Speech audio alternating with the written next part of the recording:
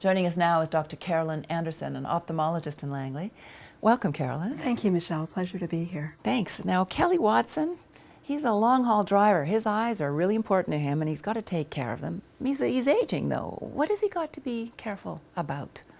Well, there's a number of different changes that can occur in the eye while we age, and there's a number of things that could be quite relevant to him as a truck driver. I'm just going to pick up the eye model here and show you briefly what can occur as we age. One of the things is dry eyes on the surface of the eye. So when the eyes become dry, the light scatters, so he won't be able to focus as well, and that's on the cornea. The other aging changes that occur that may be relevant for him as a driver are cataract formation. Cataracts forming on the lens is the lens clouding over, scatters the light, he won't be able to see as well. The other thing that could be quite relevant is floaters developing in the vitreous, which is the jelly in the back of the eye. As they float around, it can obscure the vision.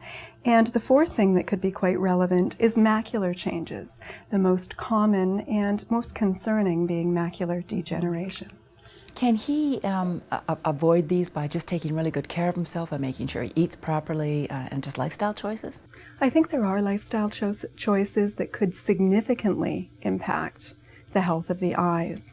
Number one is preventing UV light exposure to the eyes will decrease the risk of cataract as well as macular degeneration. So wear UV protection sunglasses really at all times when you're outside. So that would be number one. Number two would be cardiovascular health.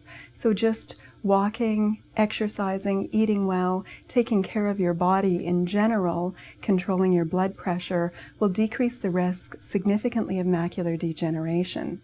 The other is diet, which I alluded to and you had mentioned. Diet changes can significantly decrease the risk of macular degeneration. Eating green leafy vegetables, spinach, Swiss chard, kale, a lot of things that are high in what we call the carotenoids, lutein and zeaxanthin will decrease the risk of macular degeneration developing significantly. So the antioxidant vitamins have been tied to a possible decrease in progression of cataracts, and that's vitamin C and vitamin E. So yes, there are things we can do. And if he has to go, or if any of us have to go a surgery route or something that is a little bit more dramatic than the preventative measures, are the opportunities, options quite hopeful, or? Yes, cataract surgery, very treatable. In fact, it's become probably the most commonly done surgery in North America. And with the advent of the new technology, the surgery itself is done very expeditiously with incredibly good outcomes and quick recovery. So it involves going into the eye, taking out the cloudy lens and replacing it with a crystal clear lens. So very treatable.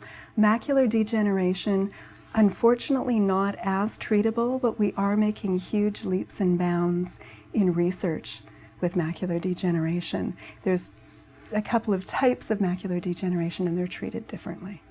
Great information, Dr. Carolyn Anderson. Yes, thank you. You're welcome. North of 49, a guide to the rest of your life.